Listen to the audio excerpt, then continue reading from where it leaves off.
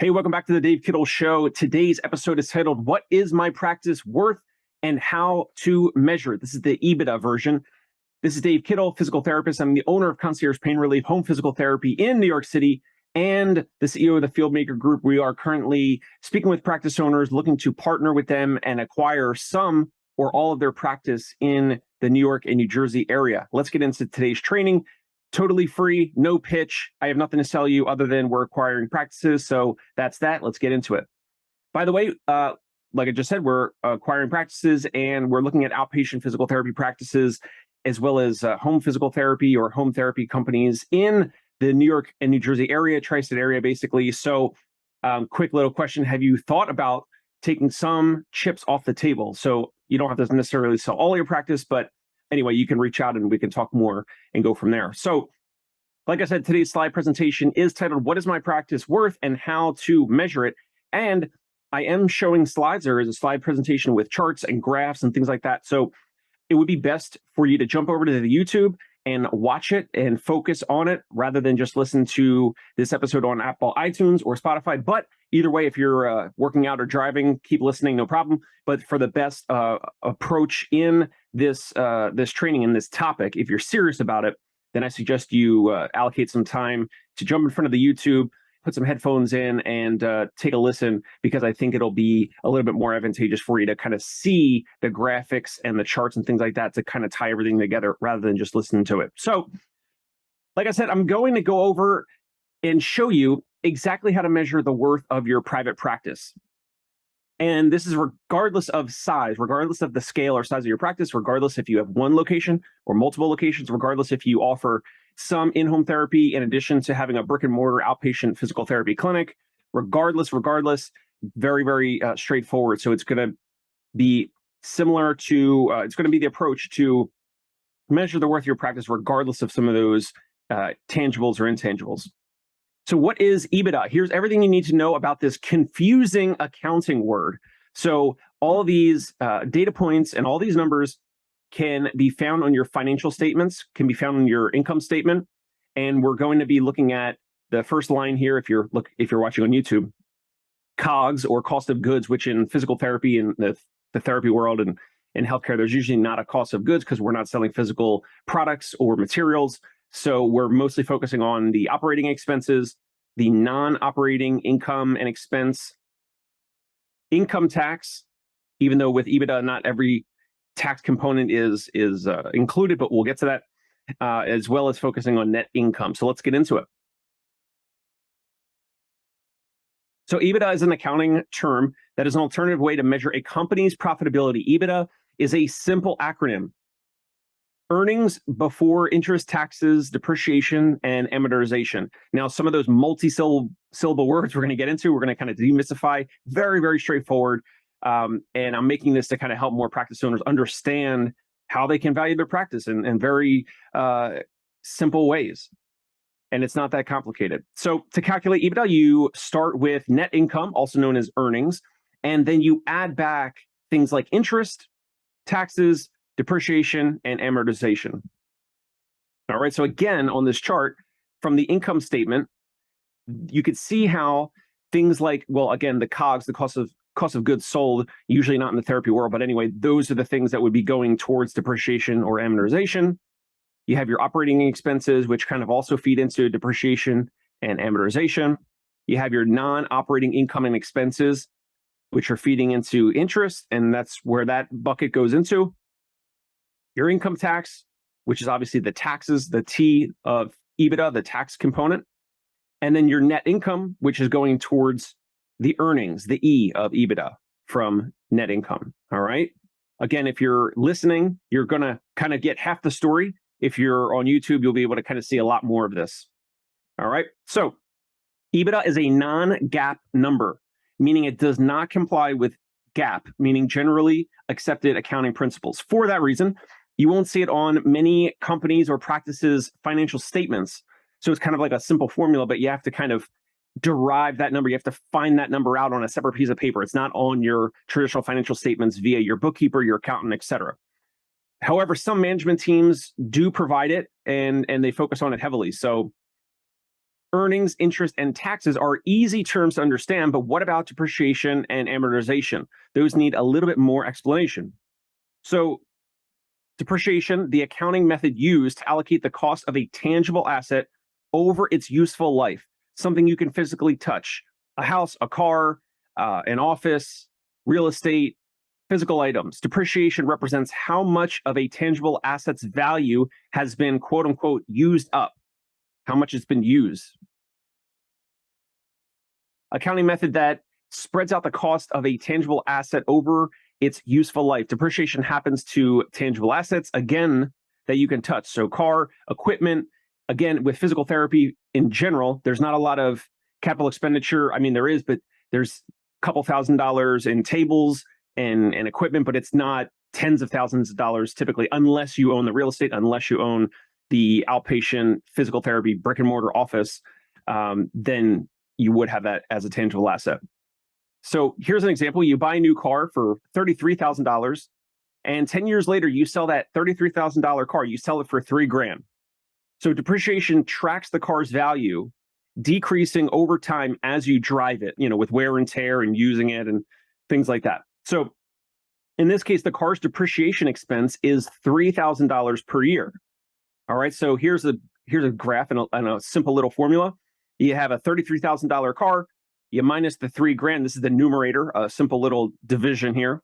33,000 divided by 33,000 minus 3,000. So you got 30,000 in the numerator, divided by 10 years over the time that you going from buying it to selling it, divided by 10 years, 10 in the denominator equals $3,000 per year. So that's a simple, back of the envelope way to measure depreciation of this $33,000 new vehicle, this asset.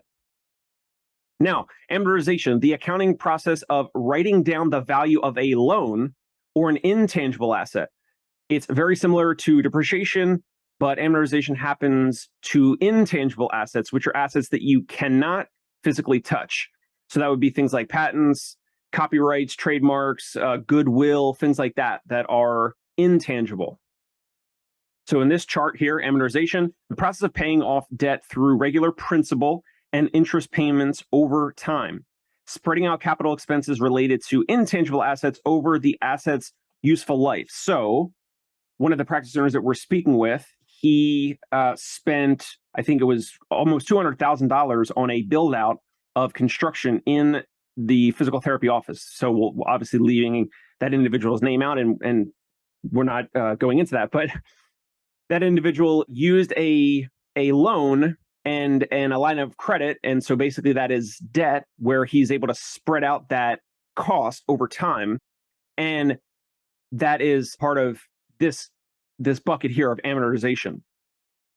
Now, depreciation, as we mentioned, as a little bit of a recap, happens to tangible assets, again, that you can touch. So cars, equipment, those $3,000, $4,000, $5,000 treatment tables, the high-low tables, any really expensive capital expenditure, building, real estate, if you own your therapy office, whereas the amortization happens to intangible assets that you cannot touch. So it would be a loan, copyright, trademark, patent, whatever. And in physical therapy, there's usually not a lot of, there might be some copyrights, but there's usually no patents or things like that. So why measure EBITDA at all? Why even do that? So EBITDA was popularized by one of the best owner-operators of all time, this gentleman named John Malone. John Malone became a billionaire primarily by buying and operating cable companies over several decades. This is decades ago. And here's a picture of John Malone and his book, Cable Cowboy. I highly recommend this book. I listened to it on Audible. And if you're an Audible user, and if you listen to business books and things like that and marketing or things around business and management, you probably have seen it as like in a suggested list or something. But I highly recommend this book. I listened to it. It was very entertaining. It was going through how he was acquiring cable, operating cable companies across the US. And then eventually it's a really interesting story. He bought up a ton of cable companies, rolled them all up together.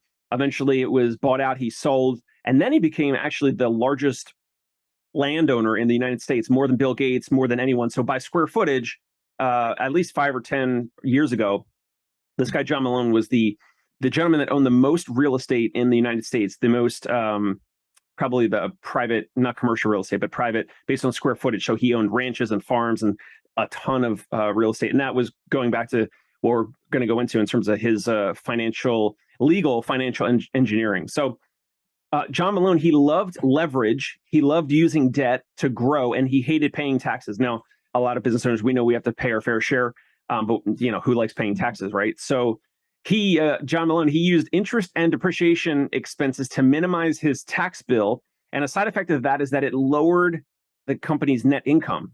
So again, here's a chart going to the EBITDA, the income statement period here.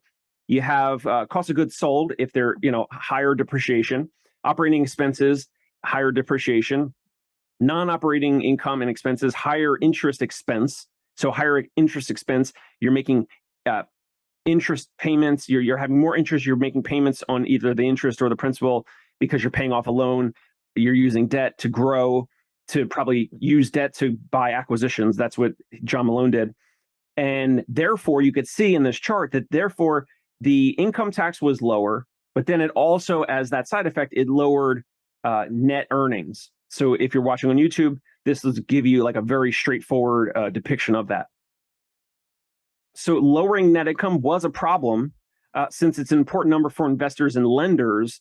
And John Malone convinced these lenders and investors to focus on cash flow instead of earnings. So, so EBITDA is a quick way to roughly measure a company's cash flow. So again, here's another chart.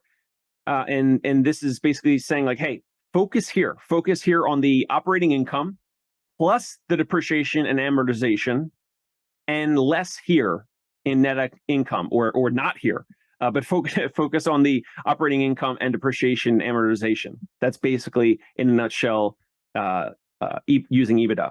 So John Malone, he succeeded, and EBITDA was, it became popular. It became a popular metric over the last 15, 20, maybe 25 years. It became a popular metric with a lot more investors, especially those in private equity. And you got to ask yourself, why? Well, because EBITDA ignores interest expense, so it allows companies with different capital structures to be compared. All right. So here's another simple chart. Consider these two businesses. Consider two businesses with the exact same revenue and the exact same margins. Business A is funded with 100% equity, meaning someone ponied up the cash to pay that same amount of cash for this business, not using any debt, no loan, no debt at all, no leverage, no debt at all. Business A funded 100% with equity, meaning someone had to pay 100% in cash for that business, whereas business B is 50% equity and 50% debt. And you'll see the difference now. So business A has no interest expense, so its earnings will be higher. Its earnings will be higher than business B, even though the revenue and the margins are the same. So this is completely due to the capital structure, debt versus equity, not the business performance. So that's the caveat. So it's completely different, and it's due to the capital structure of debt versus equity, not the business performance. So now a further subchart of business A versus business B. Now you can look at both of their hypothetical income statements here, where their non-operating income and expense, there's no interest. There's no interest at all because business A was funded with 100% equity. Basically, think of it as like 100% cash at the close. Like there's no earnout, there's no leverage, there's no debt. And so therefore, when there's no interest, then their net income, there would be higher earnings, because some of that earnings would be pulled out to service the debt, service the loan debt, the monthly payments for that lender, for that investor, whatever. Whereas business B, 50% debt, 50% equity, you look at their income statement, their non-operating income and expense line of deriving their EBITDA, they would have higher interest. They would have higher interest payments. So therefore, they would have lower earnings. They would be showing lower earnings. So EBITDA fixes this problem because it's calculated before interest expense, making comparisons fairer or more fair.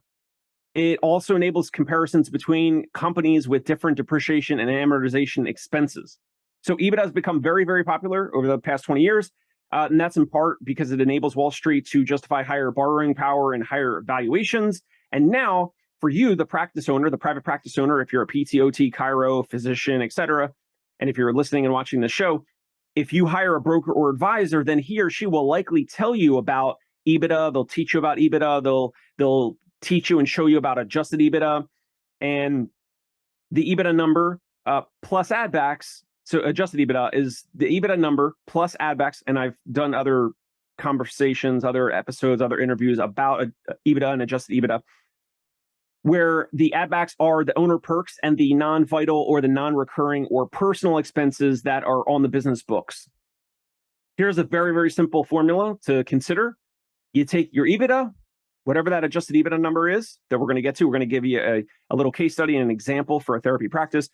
EBITDA times a multiple equals your clinic's value. Again, EBITDA times a multiple equals your clinic's value. Now, the multiple is subjective. The multiple is subjective. There is no formula for multiple. I mean, there's clusters of factors that have a sliding scale. A multiple is a sliding scale. So a multiple for a solo practice owner, a solo practice, or a small clinic, the multiple might only be times one.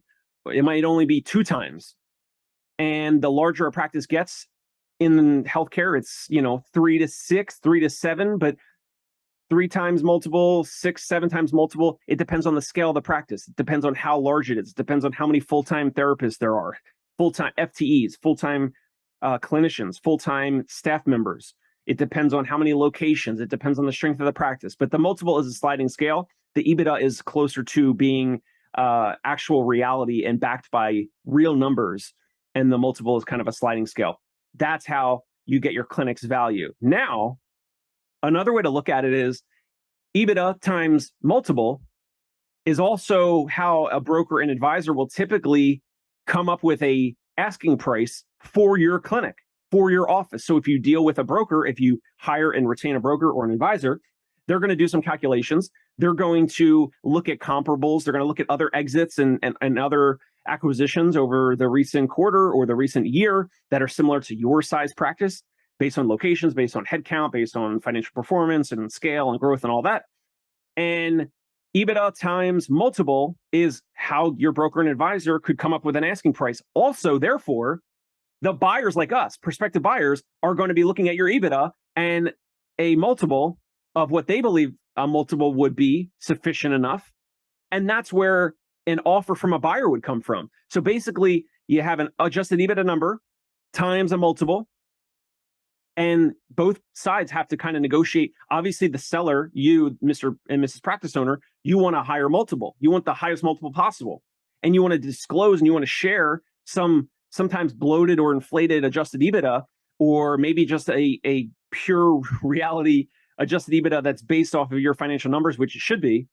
But then the multiple, again, is a sliding scale and it's subjective. So the multiple is a negotiation point, because we're going to ask you, okay, so here's your asking price of whatever, 2 million. So how did you get there? Can you share, like, we'll already have known their adjusted EBITDA. We'll do our own calculations. Your advisor, your broker, et cetera, will do their own calculations. So it's not rocket science to figure out, like, okay, if you have this asking price and this is your adjusted EBITDA, then obviously what you're saying is this is your EBITDA multiple, and it's 6.5, and we think it should be like 3 or 3.5, right? So it just depends, and it's a negotiation point for these deals, these transactions. All right, so quick case study. Let's say with your therapy practice, your clinic, let's say it has an adjusted EBITDA of $1.2 million. Your revenue, therefore, would be much larger. So call it 3 or 4 or 5 million, in that range, 3 to 5 million in top line revenue. And then maybe your adjusted EBITDA after add backs, after non-recurring, non-vital expenses that will not be there if someone like us buys your clinic. No personal expenses on the balance sheet or on the books or anything like that. Adjusted EBITDA, 1.2 million. And let's say we both agree on an EBITDA multiple of 3.9. So you simply take 1.2 million times 3.9. And based on the equation above, your clinic would be worth approximately $4.68 million. And that would be the offer. That would be what we would put in a non-binding letter of intent, or that would be what we would communicate as, hey, this is what we believe your practice is worth. So we might offer 4.6 million, but your clinic might be doing 5 million or 5.5 million in top line revenue. So again, the revenue number is less important or really not typically used in how to find out, first of all, what's your practice worth, and also what's your asking price, and also what's a reasonable offer from us, from prospective buyers. Keep that in mind, please. $1.2 million in adjusted EBITDA, based off of the things that we covered earlier in this call, times a market rate multiple. So 3.9 in this example. Based on the equation, 1.2 million times 3.9 equals $4.68 million. So you can see your goal as a practice owner is to negotiate the highest possible EBITDA multiple, as this will directly impact your clinic's purchase price, obviously. And however, it must be based in reality, backed by your financials. So a financial reality. There needs to be financial reality here in terms of the adjusted EBITDA number. And then the multiple of that is the negotiation point. And then that's basically like, hey, are we in the same neighborhood? Are we in the same ballpark? Or is the owner, the seller, are they asking for an EBITDA multiple that is just completely outside of logic and reason? So does that make sense? If not, you can check out the Dave Kittle Show. I've interviewed other folks. We've talked about adjusted EBITDA. One of the episodes that was really good about adjusted EBITDA and EBITDA multiples was with Iris Kimberg, IRIS Kimberg. Interviewed her several months ago. It was a really great episode, and we covered adjusted EBITDA and EBITDA multiples. She helps practice owners. I don't get anything out of it. I don't get any commission if you contact her, if you listen to the episode, if you reach out to her, but she does help practice owners get ready to exit and sell.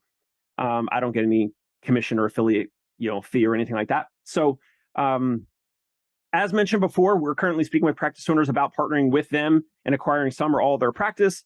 And if you're looking to take some chips off the table and possibly get out of certain roles like marketing or hiring and firing, or getting out of HR, or offloading billing and coding and revenue cycle management, or staff leadership training and all that type of stuff, that's what we're looking to do. We're looking to partner with practice owners to help them with that, to plug in our online marketing techniques and strategies that we use at Concierge Pain Relief.